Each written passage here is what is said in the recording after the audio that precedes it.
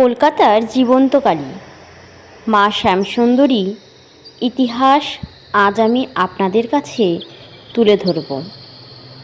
ভক্তকে খালি হাতে ফেরান না শ্যামসুন্দরী, তিনি নড়াচড়াও করেন, ভক্তকে স্বপ্নাদেশ দেন, যখন যেটা মনে হয় সেটাই করেন। মা এখানে জীবন্ত। ভক্তরা ধন্দে পড়ে যান দেবী শ্যামসুন্দরীকে তারা মহাজাগ্রত নাকি জীবন্ত বলবেন। কোথায় এই মন্দির? খাস কলকাতায়, শিয়ালদহ স্টেশন থেকে খুব কাছেই মন্দির। শিয়ালদহ স্টেশন থেকে বাসে, হেঁটে বা অটোয় সুকেয়া স্ট্রিট, সেখানে রামমোহন হলের পেছনের বাড়িতে এই মন্দির। মহালয়ার পুণ্যলগ্নে দেবীর আবির্ভাব তিথি। ওই দিন দেবী প্রথম দর্শন দিয়েছিলেন। ঠিক কতটা জাগ্রত দেবী শ্যামসুন্দরী? একটা কাহিনী এই মন্দির ঘিরে প্রচলিত আছে। তা হলো, একবার দেবীর পুজোর জন্য পুরোহিত বাজার করতে গিয়েছিলেন। সে সময় তিনি লক্ষ্য করেছিলেন যে এক 5 বছরের বালিকা গায়ের কালো রং, চোখে লাল রং মেখে দেবী কালীর মতো সেজে সবার কাছে ভিক্ষা চাইছে। দেবী শ্যামসুন্দরীর পুরোহিতের কাছেও সেই বালিকা ভিক্ষে চেয়েছিল। বলেছিল যে 1 টাকা দিতে, কারণ সে 2 দিন ধরে কিছু খায়নি। কিন্তু পুরোহিতের এসব ভালো লাগেনি। তিনি ওই বালিকাকে দূরে সরিয়ে দিয়েছিলেন। পাল্টা বলেছিলেন, যা কাজ করে খা। জবাবে বালিকাটি বলেছিল, কাজ না পেয়ে সে ভিক্ষে চাইছে।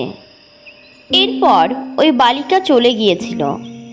আর পুরোহিতও দেবীর পুজোর জন্য ফল, মিষ্টি, চাল, ডাল বাজার করে ফিরে এসেছিল। দেবীর ভোগের ব্যবস্থা হয়েছিল। প্রচুর ভক্তের সমাগম হয়েছিল সেই দিন, কারণ দিনটি ছিল মহালয়ার পুণ্যলগ্ন। এই মন্দিরের নিয়ম হলো, প্রতিটি অমাবস্যার অন্ধকারে দেবীর পুজো হয়। শুধুমাত্র দীপান্বিতা অমাবস্যা বা কালী পুজোর রাতে দেবীর পুজো হয় আলো জ্বালিয়ে। সেই রাতেও অন্ধকারে দেবীর পুজো শুরু হয়েছিল। পুজো চলাকালীন পুরোহিত লক্ষ্য করেছিলেন যে মহাদেব শায়িত রয়েছেন, কিন্তু তার উপর দেবী কালী নেই। পুরোহিত প্রথমে ভেবেছিলেন দেবীর রং কালো, তাই অন্ধকারে দেখা যাচ্ছে না। এরপরে পুরোহিত ঘিয়ের প্রদীপ দেবীর সামনে নিয়ে গিয়েছিলেন। পুরোহিত দেখতে পেয়েছিলেন দেবী কালী সত্যই নেই, মহাদেবও মৃত মানুষের মতো শুয়ে আছেন। এই অস্বাভাবিক ব্যাপার দেখে পুরোহিত ভয় পেয়ে 2 পা পিছনের দিকে এসেছিলেন। তার গা ভয়ে শিউরে উঠেছিল। সেই সময়ই ছমছম করে আওয়াজ হয়েছিল। পুরোহিত শব্দ শুনে বুঝতে পেরেছিলেন কেউ যেন তার পেছন থেকে হেঁটে আসছেন। সেই সময় একটি পা যেন মহাদেবের বুকে ধপ করে পড়েছিল। সেই অন্ধকারের মধ্যেই দেবীর মুখ খুলে জিভা বেরিয়ে এসেছিল। দেবী মানুষের কণ্ঠে বলেছিলেন, দে, চালকলা খেতে দে, দিবি না আমায়? এই দেখে পুরোহিত ভয়ে অজ্ঞান হয়ে পড়েছিল।